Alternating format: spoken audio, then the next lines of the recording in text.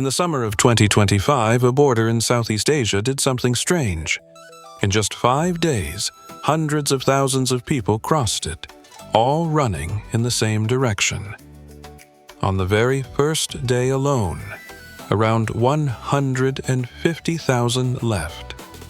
They weren't refugees fleeing a flood or an earthquake. They were workers running home from their jobs. And when they ran, 2 national economies began to break at the same time. To understand why, you have to start with a temple. High on a cliff in the Dangrek Mountains sits Preah Vihear, built nearly 1,000 years ago by the kings of the Khmer Empire. For over 60 years, 2 countries, Thailand and Cambodia, have argued over who owns it. The argument comes down to a single contradiction on paper. In 1904, a treaty said the border should follow the natural watershed line of the mountains. But the map drawn afterwards by French surveyors placed the temple on the Cambodian side, even though it sits on a cliff facing Thailand. The treaty said one thing. The map said another. In 1962, the International Court of Justice, the ICJ, ruled in Cambodia's favor. Its reasoning was simple. Thailand had stayed silent when the map was drawn, and silence counted as agreement. Decades later, the dispute still flares. But here's the thing. The temple is only the surface. What turned this old quarrel into an economic disaster in 2025 wasn't the stone. It was the people. Look at the invisible thing connecting these 2 nations. When Cambodians leave home to find work abroad, almost all of them go to one place, Thailand. Around 93% of Cambodia's labor migration flows across that single border. That's roughly 1.2 million people.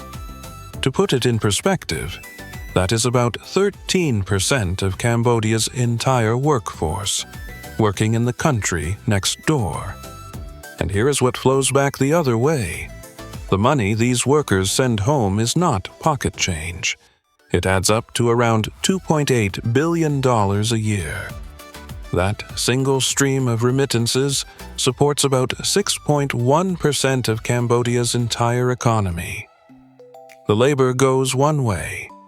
The lifeline comes back the other. But the dependence doesn't stop at people. It reaches the dinner table and the road. About 45% of Cambodia's essential goods and 30% of its vehicle parts come from Thailand. Labor, money, and goods. Every artery runs in the same direction. Now, watch what happens when that body is cut. In May 2025, a clash near the temple left a Cambodian soldier dead. By late July, it had exploded into open fighting. For the first time since the 1980s, Thai F-16 jets flew combat missions over the border. And the workers ran. In 5 days, around 400,000 Cambodians went home. By the time the dust settled, more than 800,000 had crossed back, roughly 2/3 of all the Cambodian workers in Thailand.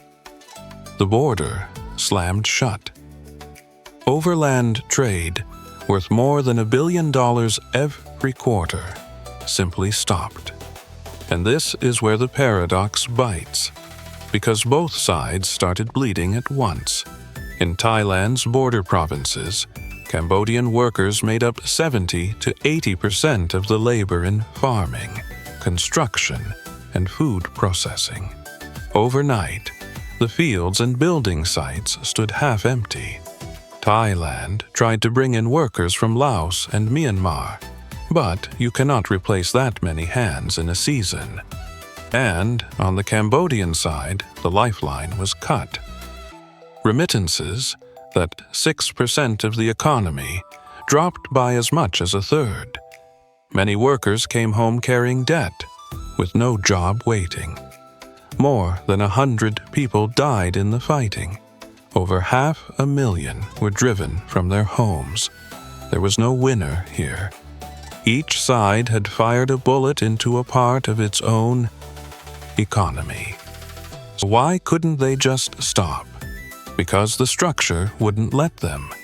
For years, quiet personal ties between leaders had done the work that formal diplomacy should have done.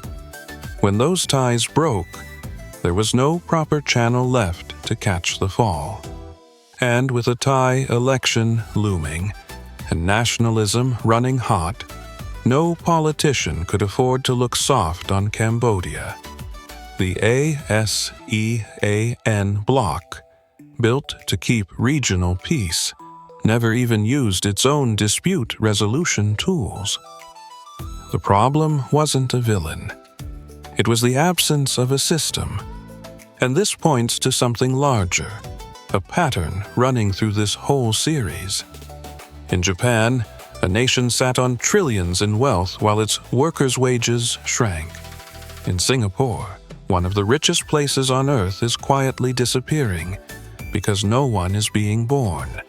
And here, 2 countries attacked an enemy, only to wound themselves. The deepest crises in Asia rarely come from an outside enemy. They come from inside a single system, when a nation's goals, its borders, its pride, its security, point in the opposite direction to the survival of the people living inside it. That's the paradox of Thailand and Cambodia. Next time on Understanding Asia, we head to Vietnam. Subscribe, and we'll see you there.